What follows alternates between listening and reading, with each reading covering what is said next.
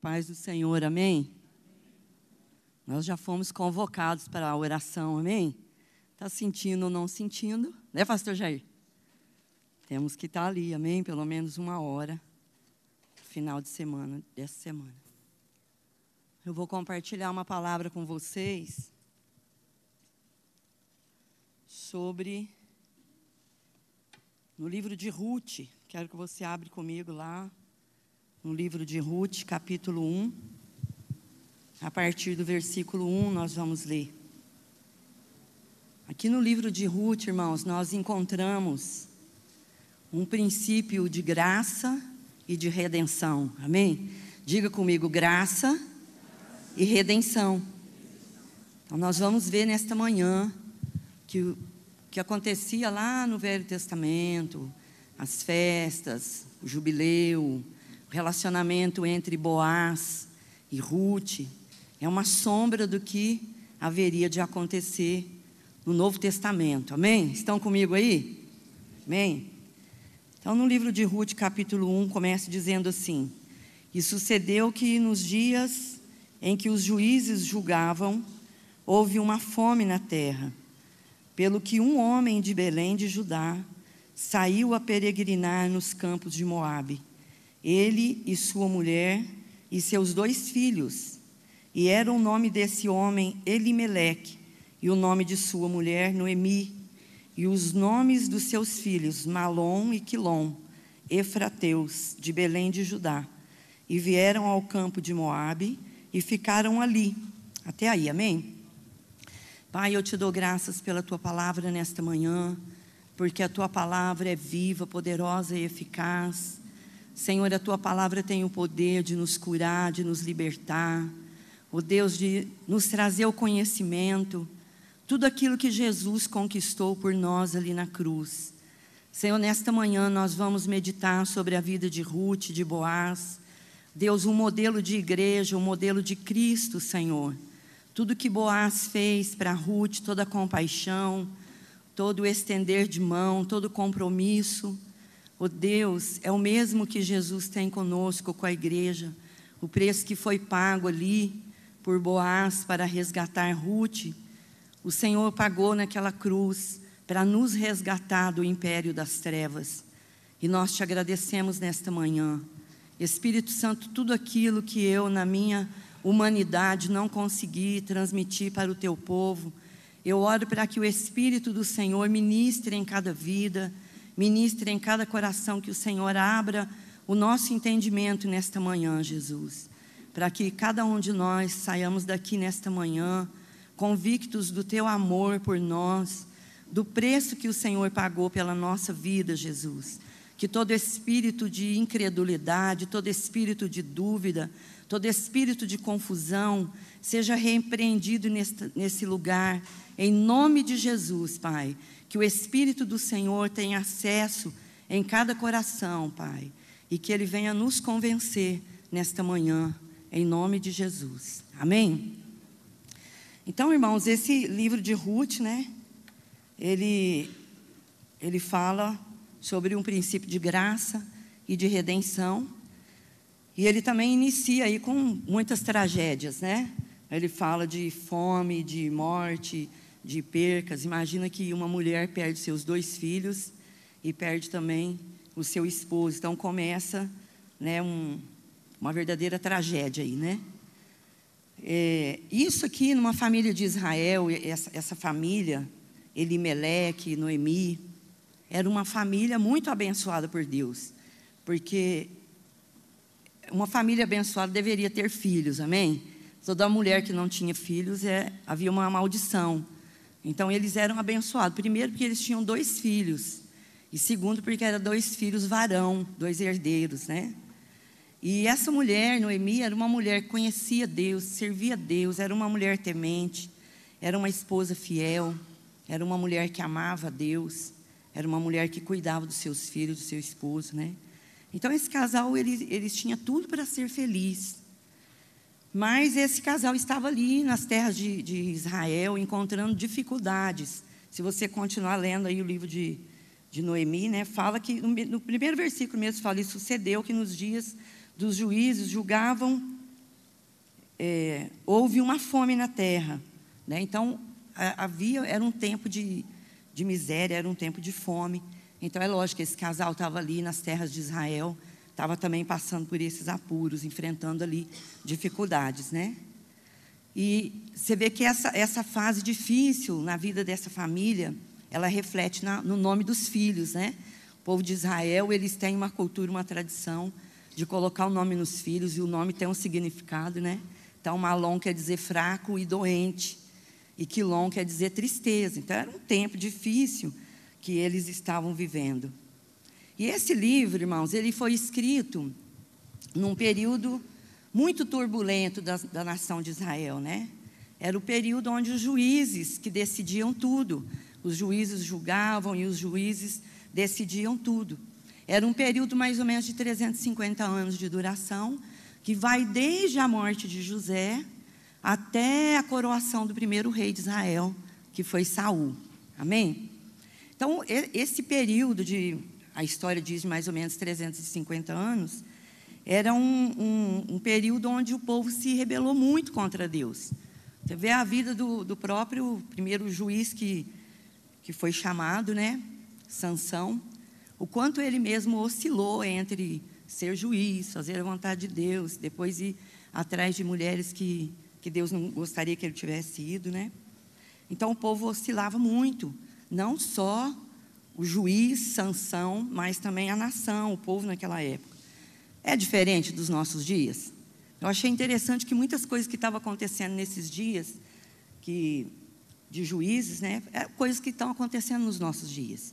Às vezes a pessoa fala, hoje o povo é mais rebelde, hoje o povo é mais ingrato, hoje o povo é difícil. Mas não, irmãos, naquela época também havia muita rebeldia, muita desobediência entre os filhos de Israel, o povo de Israel, né? E a história diz que era um tempo de instabilidade política. Nós estamos vivendo um tempo de instabilidade, uma coisa terrível, você não pode confiar em nada. As pessoas, muitos pararam até de construir, de fazer grandes negócios, porque há uma instabilidade, obrigado, irmão, política muito grande, né? Principalmente na nossa nação, no Brasil. Também a história diz que foi um tempo de colapso moral. Então, o certo era errado e o errado era certo, né? Era um tempo muito complicado. E também era um tempo de infidelidade espiritual. Hoje, nós vemos muito isso. As pessoas não são fiéis aos seus líderes, não são fiéis a Deus. Muitos não são fiéis nem nos dízimos, nas ofertas, ao seu casamento, ao seu cônjuge. Então, isso é uma coisa, uma marca também espiritual desse povo, né? Então, o povo voltava para Deus quando havia uma necessidade.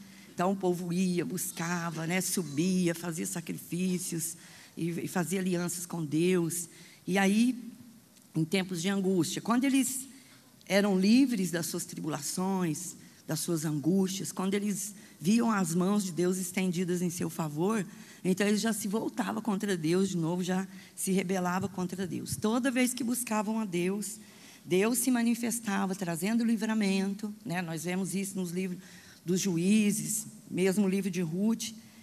Toda vez que o povo se rebelava e buscava Deus, então Deus vinha com a sua mão poderosa, trazia livramento, e o povo se rebelava de novo. Você conhece alguém assim? Sim ou não? Pessoas que você investiu na vida dela, deu célula, orou, trouxe para a igreja, né? Amor, deu discipulado. Eu não sei, não só dessa igreja, mas também de outras igrejas. Estamos falando da igreja do Senhor, né? Então, coisas que acontecem também nos nossos dias, né?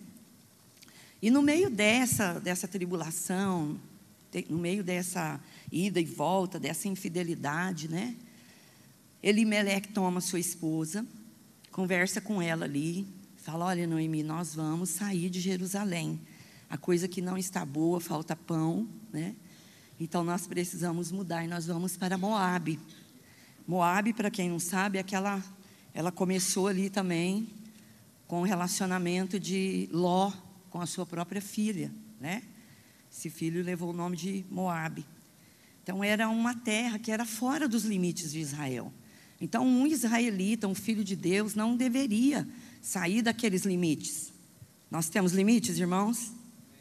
Amém? Espiritualmente falando, amém? Nós somos a nação do Senhor e temos limites que nós não podemos atravessar. Então Elimeleque sabia que havia limites, e mesmo assim ele pega sua esposa, pega seus filhos e fala: não, vamos partir para Moabe. Aí eles vão para lá, né? Agora, irmãos, nós passamos por crise, nós passamos por dificuldade, passamos por afronta, por desempregos, passamos por calamidades em todas as áreas da nossa vida. Mas isso não nos dá o direito de sair fora da casa de Deus, amém? Nós devemos permanecer aqui nos limites, porque a casa de Deus, por mais que seja ruim, né? Eu sempre falo para as pessoas que eu estou pregando, que eu estou evangelizando, imagina a arca, não era um lugar muito bom, ele tinha fezes, tinha urina, né? Era pintinho nascendo, rinoceronte, havia muitas espécies, todas as espécies ali.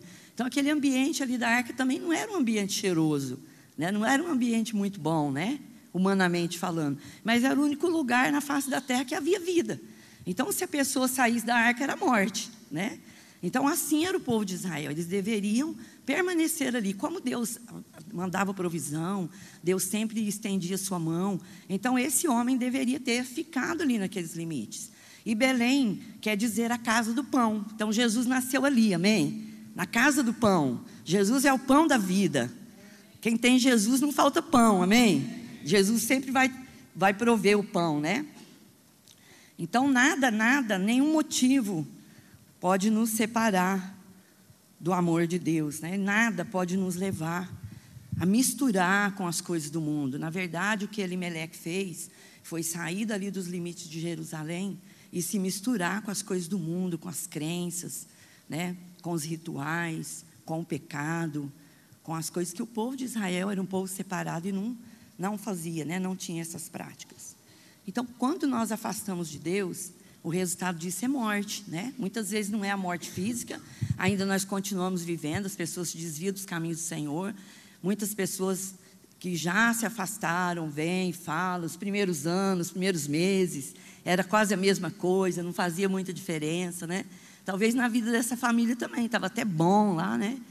Mas a coisa foi complicando, e isso gerou morte, não só a morte espiritual, mas gerou também a morte física. Se você continuar lendo, você vai ver que Elimeleque morre, né? Depois morre seus 2 filhos. Então a calamidade, ela sempre segue a desobediência. Eu até falei para uma discípula esses dias, de uma pessoa que está passando grande tribulação. Eu falei: irmã, tem pessoas que estão atribuladas, por exemplo, se elas estão endividadas por rebeldia, por desobediência. Aí elas vêm em você e pedem o seu nome emprestado, porque elas precisam pagar a documentação do carro, precisam pagar as parcelas da casa que está em atraso. Se você fizer isso, você vai entrar numa fria igual ela entrou. Porque é uma pessoa que está passando por calamidade, porque ela foi rebelde e desobediente. Então nós temos que discernir isso. Se essa pessoa, uma provação de Deus que ela está passando, seja um desemprego, seja uma enfermidade, você pode ter certeza que Deus vai tirar de onde não tem, de onde aquela pessoa nem imagina, e vai suprir todas as necessidades daquela pessoa. Mas se uma pessoa ela está passando por energia cortada, não tem alimentos, a sua casa tem enfermidade, ela não consegue dormir à noite, perturbação de demônios, tem insônia, está tomando vários tipos de remédio. Se é por desobediência, você vai entrar numa fria junto com ela, né? Porque Noemi, ela acompanhou o marido aqui, as noras se casaram e todos sofreram as consequências, né? De morte. Então, cuidado, tá? Pessoas, a maioria de nós, quando entregamos a nossa vida para Jesus, que alguém está nos discipulando, nos ensinando como comportar, né? Então, nós aprendemos a ser obediente, que nós devemos confiar no Senhor. Nós aprendemos, depois nós ensinamos isso, amém? E às vezes as pessoas ali, não, eu quero obedecer a Deus, eu quero ficar na presença de Deus, eu quero fazer a obra de Deus. Eu não tenho namorada, por exemplo, né? Não tenho namorada, mas eu vou esperar o tempo de Deus, eu vou orar para Deus mandar aquela prometida que Ele tem para mim. Ou então a mulher fala a mesma coisa, não, eu não quero me precipitar, né? E aí depois de um tempo, você vê que a pessoa muitas vezes ela busca um relacionamento, que você olha e fala, puxa vida, né? Será que essa pessoa é a vontade de Deus mesmo? Né? E aí daí pouco tempo você vê mau testemunho, às vezes a pessoa é arrastada para o mundo, né? Tudo isso porque as pessoas, elas tomam decisões precipitadas. Ou pessoas que mudam de emprego, pessoas que mudam de igreja, pessoas que mudam de cidade, sem buscar uma orientação de Deus, sem buscar uma direção de Deus, sem esperar o tempo de Deus, né? Então a calamidade bate na porta, o desemprego, a pessoa já desespera, né? Em vez de buscar Deus, em vez de confiar em Deus, colocar o joelho no chão, busca conselho com pessoas mais velhas, pede oração. Não, a pessoa já se precipita e já vai logo buscar um serviço, aí vai trabalhar não sei quantas horas, já não vai mais na igreja, já não vai mais na célula, e quando vê, ela já está afastada dos caminhos do Senhor, né? Então, em tempos de crise, em tempos de dificuldade, em tempos de miséria, né? De tempos que nós estamos vivendo, tempos difíceis, nós temos que estar sensíveis à voz do Espírito Santo, temos que estar pedindo ao Senhor para não dar um passo em falso, para não ir trabalhar onde Deus não está nos abençoando, para não estar relacionando com pessoas que não é a vontade de Deus para a nossa vida, né?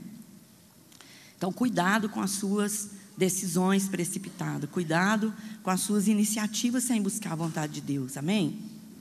Talvez esse homem, né, esse pai de família que Elimeleque, se ele tivesse buscado a vontade de Deus, ele não teria ido para Moabe, né? Ele sabia que aquelas terras ali moravam os povos pagãos, povos que não serviam a Deus, que não conheciam Deus. Então, se ele busca Deus, com certeza Deus teria mandado provisão, teria suprido suas necessidades da família, e ele teria ali permanecido ali mesmo, nos limites de Jerusalém, né? E aí, como eu falei, a desobediência, ela gera morte, né? A calamidade segue de desobediência, e a desobediência gera morte. Foi isso que aconteceu lá no paraíso. Deus não disse para Adão: o dia que você comer do fruto, você vai morrer.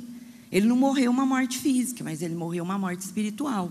Agora, aqui no caso de Elimeleque, não, ele morre uma morte espiritual, e ele morre também uma morte física, né, deixando a sua esposa viúva.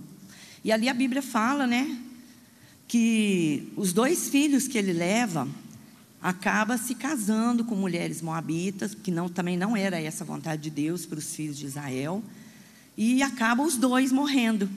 Então, o que acontece? As 3 mulheres ficam ali viúvas, né? E aí Noemi pega as noras, né? Está aí no capítulo 1, versículo 11, não precisa ler, depois você lê em casa. Ela pega essas 2 noras e tem uma conversa sincera com elas. Ela fala: olha, eu vou voltar para Jerusalém, porque lá é minha terra, lá está o meu povo, eu não tenho mais o que fazer aqui, né? Vocês fiquem aqui, voltem para a casa da sua mãe, volta para a sua família. Eu já sou velha, não tenho como ter filho mais. Mesmo que eu tivesse filho, vocês não iam esperar os meus filhos crescer para se casar com eles. Então fica aí, procura sua família, procura seus pais, e fica aí com eles, e eu vou voltar para minhas terras. E aí, Orfa, uma das noras, resiste um pouquinho, mas acaba, né, voltando para a casa dos seus pais. Também não aparece mais nunca na Bíblia, né? Só aparece aqui no livro de Ruth. Mas Ruth faz uma aliança com Noemi. Ruth, até uma música, né, que é cantada nos casamentos, né? Para onde tu fores, irei. Como é que é? O meu Deus será o seu Deus. Essa música aí, amém? Então ela faz ali uma declaração, né, para Noemi, e as 2 se abraçam ali, e elas voltam então para Jerusalém, né? Irmãos, isso daqui traz uma lição para nós. Sempre é tempo de voltar, amém?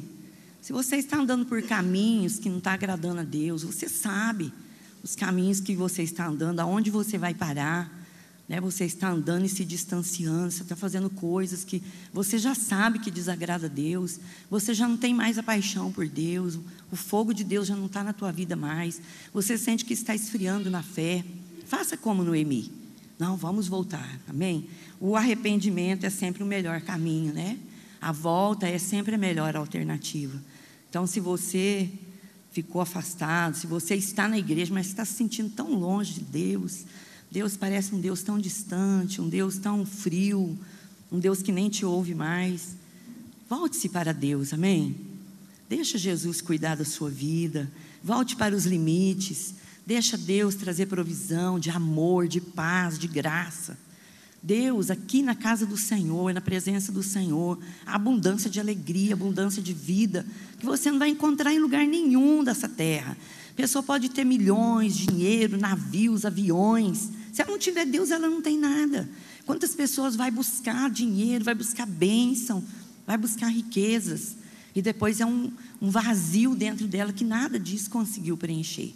Então Noemi aqui nos dá uma lição, né? Ela volta atrás, ela se arrepende e ela então escolhe a melhor alternativa, né? Irmãos, tudo que aconteceu, como eu falei no início, né? Boaz e Ruth, né? E Jesus e a igreja. Então o que aconteceu com Boaz e Ruth foi uma sombra do que ia acontecer com Jesus e a igreja, né? Tudo no Velho Testamento foi assim, né? É assim. Então nós podemos dizer que Ruth é um tipo de igreja. Ela representa uma mulher no Antigo Testamento, representa a igreja, né? E Boaz representa o remidor. Ele remiu Ruth e Jesus redimiu a igreja. Pagou a nossa dívida, amém? Que era uma dívida impagável. Então, nós que andamos, eu andei por muitos lugares, amém? Buscando preencher o meu vazio, buscando a solução através da religião. Eu estava ouvindo essa semana o testemunho da mãe do Costinha, um humorista que foi muito conhecido, né? Já está bem de idade, nem sei se já faleceu. Mas ele conta o testemunho da mãe dele, que a mãe dele chegou a tomar uma caixa de remédio por dia, uma coisa terrível, né? E ela fez sacrifício, bebeu sangue de bode, sangue de boi, matou galinha, queimou não sei quantas velas, fez muito sacrifício, rodou por todas as religiões, pelo espiritismo de Allan Kardec, centro de macumba, Seixonorie, rodou para todo canto, catolicismo, foi por todos os lugares, né? Em busca de cura, em busca de paz, em busca de preencher o vazio. E ela não encontrou em lugar nenhum. Até que ela vai para uma clínica lá e nem as camisas de força, as caixas de remédio não conseguia deter. E aí eles têm que contratar um enfermeiro particular, e o enfermeiro é crente, amém? Aí os médicos dizem: você precisa de quantos para entrar lá, para cuidar daquela paciente? Não, eu não preciso de mais ninguém, já estou bem acompanhado. E aí ele entra no quarto onde está aquela mulher, e ele põe a mão na cabeça dela, ora por ela, e na hora, assim, o enfermeiro já sai do quarto, ela já está calma, né? Ela já está tranquila. Então acontece ali um milagre. Uma pessoa como nós, amém? Que buscou a paz, buscou a alegria, buscou Deus em tantos lugares e não achou, né? Andamos aí por tantos lugares. Irmãos, o que Elimeleque fez quando ele vai para Moabe? Em Israel, quando uma pessoa tinha uma vinha, tinha terras, né? E essas terras eram herança, então elas nunca deveriam vender suas posses. Então, como o país estava passando por crise, ele poderia ir numa pessoa que tinha dinheiro. Então, ele era um tipo de hipoteca, né? Um tipo de, como que fala? De penhor, né? Nós conhecemos bem o penhor. Então, eu pego o seu bem e te dou o meu dinheiro, e esse bem fica comigo de posse até você ter o dinheiro para me devolver. Então Elimeleque vai numa pessoa em Israel que tinha dinheiro, pega suas terras, dá para essa pessoa, e essa pessoa dá dinheiro a Elimeleque, e ele vai então para Moabe, né? Então a pessoa fazia uso do dinheiro, quando ela tivesse dinheiro para devolver, ela devolveria, e esse negócio então era desfeito ali. Ou então precisava esperar o ano do jubileu. O ano do jubileu acontecia de 50 em 50 anos. Então, toda a terra que foi dada em hipoteca, os filhos que foram escravos, todas as casas que foi tomada, né? Tudo seria devolvido ao seu antigo dono. Então, ou a pessoa tinha dinheiro, ou ela esperava o ano do jubileu para ter os seus bens, as suas terras, suas casas, seus filhos, né? Devolvido, né? Aí a terra, então, voltava para o seu antigo dono. Só que nesse caso, Elimeleque morre, né? E a esposa volta viúva com uma nora. Então era costume também daquele tempo, quando uma mulher morria sem ter filhos, então o parente mais próximo dela poderia resgatá-la. E aí Ruth vai para as terras de Boaz. Era tempo de colheita, é lógico que ela não tinha onde buscar alimentos. E a lei também falava que o que caísse no chão da colheita das sementes deveria ficar. Os empregados, os servos, não deveriam recolher tudo. Tudo que caísse no chão, todo o trigo, todo o grão que caísse, ficava para os pobres, para os órfãos, para as viúvas, para os estrangeiros, né? E essas duas eram estrangeiras. E Ruth era estrangeira agora nessa terra, né? E Noemi era uma viúva e era pobre. Então era direito delas andar pelas plantações de Boaz e pegar o que comer. E Boaz vê Ruth ali. Eu creio que ele se apaixona por ela e manda os empregados deixar cair bastante, né? Ela consegue ali colher com fartura, com abundância, leva para casa, leva para sua sogra, leva alimento para elas com abundância. E aí ela pega e comenta com a sogra. Ela fala: olha, eu fui colher nos campos de Boaz, né? E aí a sogra, então, como era uma mulher israelita, ela se lembra que Boaz era parente do seu falecido marido Elimeleque, né? E aí ela dá as instruções ali para Ruth fazer alguns rituais para insinuar para Boaz que ela era seu parente, que ela queria que ele a resgatasse, né? E aí Boaz se interessa por ela, procura pelo resgatador, o parente mais próximo, e o parente mais próximo está ali na cidade com os anciãos, e ele fala: olha, eu não me interesso pelo resgate de Ruth. Eu creio que Boaz gostou, né? Porque ele já estava gostando dela, já estava apaixonado por ela. Então ele disse: ai, que bom que ele não quer fazer o resgate, eu faço o resgate dela. Eles fizeram uma troca de calçado ali, né, que era o sinal de uma aliança. E ele então vai e resgata Ruth, né? E aí então Ruth passa a ser a sua esposa. E como eu falei dentro da lei judaica, quando o homem não tinha filhos, a mulher podia casar de novo, casaria com seu parente mais próximo, suscitaria um descendente, e o filho desse casamento seria como se fosse o filho do morto. Amém? Então ele era a herança do morto, mesmo que ele era filho de outro homem, né? Então Ruth se encontra com o seu remidor. Eu até queria escrever, né? Eu queria colocar o tema dessa palavra, um mega acontecimento, amém? Porque o mega acontecimento na nossa vida, irmãos, foi ter encontrado o Senhor, amém? Não existe outro acontecimento maior do que esse na nossa vida. Então na vida de Ruth foi um mega acontecimento, porque era o resgate dela, já não havia mais esperança ali, né? Ela deveria achar alguém que fosse parente, mas nem conhecia, acaba encontrando ele. E Jesus, ele é o nosso parente mais chegado, amém? Então nenhum ser humano, nenhum de nós poderíamos pagar a nossa dívida. Todos nós adquirimos uma dívida com Deus, desde que Adão entregou, né, as chaves nas mãos do diabo lá no jardim do Éden. Então nós adquirimos uma dívida com Deus.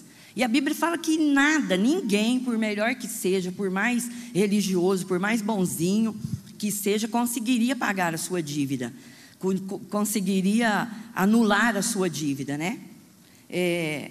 E também não podia ser um anjo, não podia ser o próprio Deus, né? Teria que ser um parente mais chegado, porque isso também era o cumprimento da lei. E se você vai estudar a vida de Jesus, tudo que Jesus fez foi cumprir toda a lei, amém? Ele mesmo fala que ele não veio abolir a lei, mas ele veio para cumprir a lei. Então ele fez tudo direitinho, né? Lá em João 1,14, vamos abrir lá, amém? Jesus era o Filho de Deus, que estava com Deus. João 1,1 diz que era o Verbo, e o Verbo estava com Deus, e o Verbo era Deus. Mas o Verbo precisava se fazer homem e habitar entre nós para se tornar parecidos conosco, amém? Ele precisava se tornar homem. Deus precisava vir à terra em forma de homem. Então diz que o Verbo se fez carne e ele habitou no meio de nós. Então quando Jesus, que era o Verbo, se tornou homem e veio habitar no meio dos homens, ele se torna o nosso irmão mais velho, amém? Então Jesus poderia ser o nosso resgatador, amém? E ele faz isso, né? Ele nos compra, ele nos redime, ele paga o preço pela nossa vida, por amor a nós, irmãos. Se Boaz amou aquela mulher, aquela moabita, nós somos os gentios amados por Deus. resgatado pela obra redentora de Cristo na cruz do Calvário. Nem Ruth não tinha como pagar, como chegar na pessoa que comprou as terras de Elimeleque e dizer: olha, eu vou fazer a devolução de todo o dinheiro que foi dado pelo meu sogro falecido, e eu quero as terras de volta. Ela não tinha condições, ela não tinha dinheiro para fazer isso. E nenhum de nós, nenhum ser humano teria condições de pagar a dívida de pecado com Deus. Então nós precisávamos de alguém que não tinha pecado, que tinha condições de pagar a nossa dívida de pecado. Amém? Ninguém, né? Então isso tipifica o quê? A nossa incapacidade humana. Quando Boaz vai e paga como que fala? O empréstimo, né? A hipoteca. Então ele estava se colocando no lugar de Cristo, fazendo o mesmo que Cristo fez por nós. E eu queria que você lesse aí comigo Filipenses 2:7. Estou terminando, amém? Hoje é dia de batismo, né? João, não lê João? O verbo se fez carne, não é? O verbo se fez carne e habitou entre nós. Amém? Jesus era Deus, se fez homem e habitou no nosso meio. Amém? O que eu falei agora? Filipenses 2:7, né? 2:7, irmãos. 2:14. Peraí que eu me perdi aqui. Filipenses 2:7, que eu estou em Colossenses.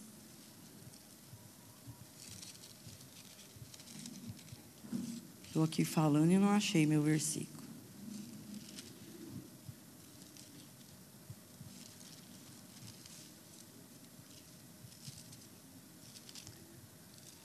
Filipenses 2:7 diz assim: mas aniquilou-se a si mesmo, tomando a forma de servo, fazendo-se semelhante aos homens, e achado na forma de homem, humilhou-se a si mesmo, sendo obediente até a morte, e morte de cruz, né? Então Jesus aqui, ele se torna como um de nós, e ele se humilha, né?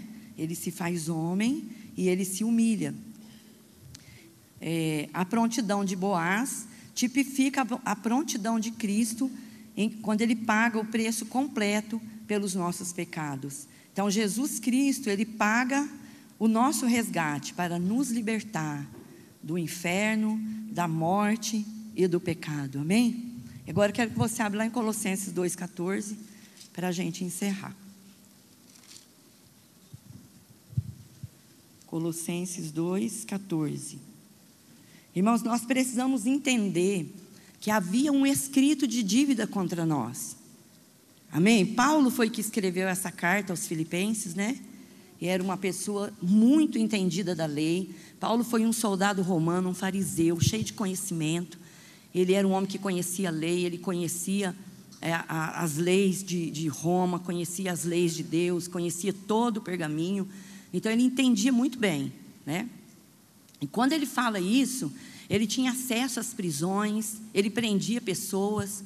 Então a história diz que nessa época, toda pessoa que cometia assassinato, algum delito que era digno de prisão, que recebia condenação e ia para a cadeia, tudo que ela fez ficava escrito, né?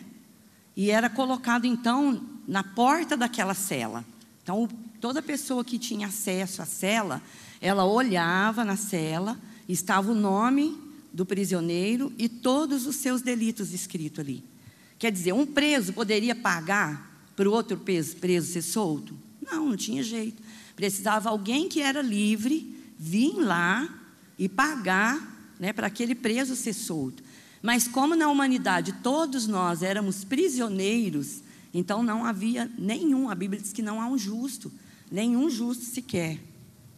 E aí em Filipenses, o que acontece, né? Colossenses 2:14. Diz assim: havendo riscado a cédula que era contra nós, nas suas ordenanças, a qual de nenhuma maneira nos era contrária, e a tirou do meio de nós, cravando-a na cruz, e despojando os principados e potestades, os expôs publicamente, e deles triunfou em si mesmo. Então, eu e você tínhamos um escrito de dívida impagável, irmãos. Nós precisamos ver essa condição nossa, uma condição humana, uma condição falida, uma condição incapaz de se redimir, uma condição incapaz de pagar a sua dívida. Como eu falei, por melhor que a pessoa fosse, por mais religiosa, por mais boa que ela fosse ou que ela seja, ela não consegue pagar a sua dívida de pecado. Então o que Jesus fez? Satanás tinha uma dívida de pecado nas mãos dele, que nos acusava, nos condenava, né? Olha, você é um condenado, você não serve, você não vai conseguir, você é um prisioneiro meu, não há nada que você possa fazer que te torne livre, que te solte desses grilhões, dessas cadeias. E aí o que Jesus faz? Quando ele vai para a cruz do Calvário, ele pega aquele escrito de dívida, que era contra eu, era contra você, e ele rasga toda a nossa dívida, amém? Então, se você entregou a sua vida para Jesus, se você tem uma vida com Deus, se você está na casa do Senhor, ou ainda que você esteja hoje aqui pela primeira vez, talvez alguém te convidou para estar aqui, talvez alguém te disse, olha, vamos lá na igreja, vai ter batismo hoje, o culto maravilhoso, um louvor abençoado, e então você resolveu vir, você aceitou esse convite, você está no lugar certo, meu irmão. Não perca esta oportunidade. Você vai sair daqui sabendo hoje que nenhuma condenação há sobre a sua vida. Nenhuma condenação há para aqueles que estão em Cristo Jesus. Então o diabo, ele não pode te acusar de mais nada. Está dizendo aqui que o escrito de dívida que era contra nós, ele foi rasgado. Jesus pegou aquele escrito de dívida e rasgou quando ele se entregou ali na cruz do Calvário. Então se o diabo olha para a sua vida e fala, você é um pecador, você foi isso, você já mentiu, você foi um traficante, você já fez tantas coisas, você foi um religioso, um idólatra, tantas coisas que o inimigo tem para nos condenar. Então você diz para ele, olha, todo o meu pecado, toda a minha dívida, eu tinha mesmo, era uma pessoa viciada, mentirosa, idólatra, eu era uma pessoa ruim de coração, eu era uma pessoa má, mas agora Jesus entrou na minha vida, o sangue dele me lavou, me limpou, me redimiu, eu sou nova criatura agora. A Bíblia diz que aquele que está em Cristo é uma nova criatura. As coisas velhas, faz assim comigo, as coisas velhas se passaram, tudo se fez novo. Então Deus te dá uma nova vida, irmãos. Você que vai passar pelo batismo hoje, você vai estar declarando que você morreu para o mundo. Você está declarando que o teu Boaz te encontrou. Amém? Boaz, esse símbolo de Cristo, você já foi encontrado por ele. Você pode dizer para o inimigo, não, o meu amado, o amado da minha alma, aquele que me ama de tal maneira que se entregou por mim, ele já fez tudo pela minha vida. E quando o diabo te fizer alguma acusação, quando o diabo quiser te amarrar nas cadeias dele, você não aceita, meu irmão. O nome de Jesus te dá autoridade para você dizer, cala a boca, diabo, eu sou nova criatura, sai da minha frente, sai do meu caminho. Deus tem uma nova história para mim agora. Nós temos que ter ousadia, irmãos. Eu fiquei durante algum tempo na igreja, sabe, ouvindo, sendo ministrada pelas coisas que o inimigo falava. Você não vai conseguir, você foi uma pessoa idólatra, olha, você é uma pessoa pobre, você não tem isso, você não tem aquilo. E o diabo ministrando na minha mente, tentando me prender, me amarrar, lançando o meu passado na minha mente, fazendo lembrar, querendo me colocar nas cadeias e em prisões. Não aceite, meu irmão. Você foi resgatado, amém? Se você está aqui nesta manhã, você não veio só porque você quis, você veio porque Deus trouxe você. O Espírito Santo, ele te convenceu, alguém te convidou, amém? Você foi convidado por Deus, por uma pessoa, mas você foi convencido pelo Espírito Santo, que você deveria estar aqui nesta manhã. Você precisa sair daqui acreditando que Deus tem uma nova vida para você. Que Jesus, com o seu poder, ele quebrou todas as cadeias que te prendiam. Você é livre. Diga eu. Sou livre da condenação. Amém? Você é livre da condenação, meu irmão. Você é livre da morte. Você é livre do inferno. Quantas pessoas não conseguem dormir pensando na condenação, na morte, com medo de morrer, com medo de ir para o inferno, O que me aliviava um pouquinho era quando eu pensava que existia o purgatório. Ai, pelo menos para lá eu vou, né? Ai, que alívio. Depois que comecei a ler a Bíblia, comecei a estudar, descobri que o purgatório não existia. Ai, Jesus, e agora? Ele disse: eu sou o caminho, a verdade e a vida. Ninguém chega ao Pai se não for por mim. Falar: eu quero esse Deus, eu quero esse Jesus, que vai me dar vida eterna, que vai me dar salvação, que me dá um novo nome, amém? Quantos de nós tinham nome de ladrão, nome de perdido, de viciado, de prostituto lá fora? Deus te dá um novo nome, hoje você é filho. O teu nome está escrito no livro da vida, meu irmão. Existe uma notícia melhor do que essa na face da terra? Não. O dinheiro acaba. O carro novo, sabe aquele carro que tem dia que eu sinto até o cheirinho do carro novo dentro do meu carro, amém? Mas, irmão, o carro novo, zero, daqui 10 anos é uma lata velha. É ou não? Aquela namorada que você olha, ou aquela mulher que você olhou e desejou tanto que fosse tua esposa, 40 anos depois, você olha para ela, já não é mais toda aquela formosura, amém? Se ela não passar uma coloração, ela tem muitos cabelos brancos, tem algumas rugas, já não enxerga muito bem mais, né? Mas, irmãos, essa mega notícia, ela não acaba nessa vida. Boaz comprou Ruth por um período, porque depois eles morreram. Mas o que Jesus fez por nós, esse preço de resgate é eterno. Amém? Nós entramos na eternidade, irmãos. Nós não vamos para lá quando nós morrermos, mas nós já entramos, a semente da eternidade já está em nós. Amém? Eu quero que você fique em pé, eu quero fazer uma oração. Não sei o que o Alexandre vai fazer, mas eu quero fazer uma oração nesta manhã.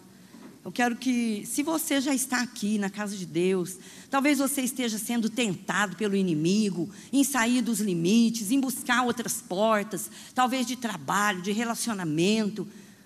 Eu quero que você coloque isso nesta manhã. Você está pensando em fazer algum negócio, você não tem certeza ainda, meu irmão. Cuidado para não fazer negócio errado, cuidado para não tomar uma decisão precipitada, cuidado para não sair fora dos limites, amém? Se você já está aqui na casa de Deus, continue aqui. Esse é o lugar que Deus tem bênção para você, Deus tem restituição. Você precisa ficar aqui. E se você está vindo aqui, talvez pela primeira vez, que você possa permanecer nesses limites. Há uma família de Deus aqui, não é uma religião. Isso é uma família, não é uma religião. Você que está aqui nesta manhã, você está sendo introduzido na família de Deus. Você só precisa crer nesta verdade.